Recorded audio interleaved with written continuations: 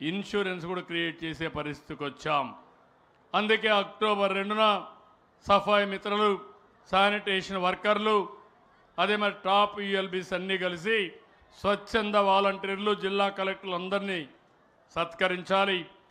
రాష్ట్రంలో కూడా మీరు ఒకసారి చూస్తే ఎవరైతే బాగా చేశారో వాళ్ళందరినీ 16 విభాగాల్లో 52 రాష్ట్ర స్థాయి, 1421 మంది జిల్లా స్థాయిలో స్వచ్ఛాంధ్ర అవార్డులు ప్రదానం చేస్తున్నాం.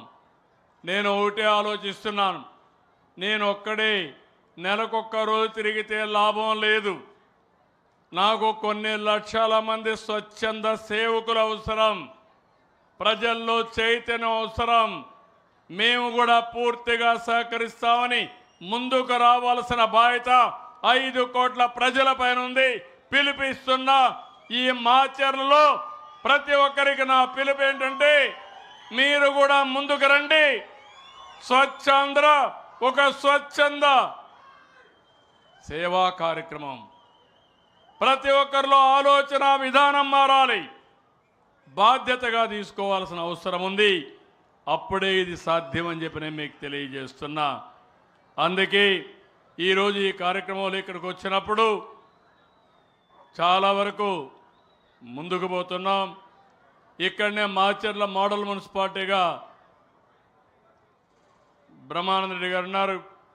ఆయన ఆధ్వర్యంలో, ఎంపీ ఆధ్వర్యంలో తొందరలోనే మాచర్ల ఒక ఆదర్శ మాచర్లగా తయారు చేసే బాధ్యత, ఒక మోడల్ మున్సిపాలిటీగా తయారు చేసే బాధ్యత మనందరిది. ఇంటి దగ్గరే తడి పొడి చెత్త వేరు చేయడం, వంటింటి చెత్తతో కాంపోస్ట్ తయారు చేసుకోవడం, సింగిల్ యూజ్ ప్లాస్టిక్ దూరంగా ఉండడం. ఇది ఒక్కరోజు కాదు, అనునిత్యం నేను ఇప్పుడు చూశాను.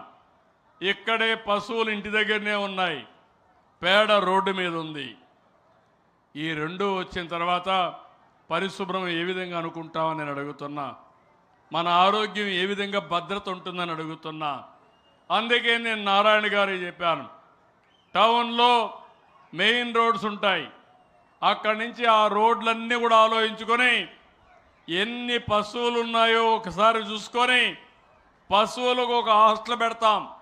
నిన్నటి వరకు పిల్లలకే హాస్టల్ పెట్టాం, వృద్ధులకు హాస్టల్ పెట్టాం, ఇప్పుడు పశువులకి హాస్టల్స్ పెడతాం. దానివల్ల అక్కడే మీ పశువులన్నీ అక్కడే ఉంటాయి, షెడ్లు కట్టిస్తాం. నుంచి దానికి కావాల్సిన గడ్డి కానీ అవన్నీ కూడా తెప్పిస్తాం. ఒకప్పుడు యాదవులు కానీ కురబా కానీ గొర్రెలు మేపేవాళ్ళు, ఆ గొర్రెలు పోతూ ఉండేటివి.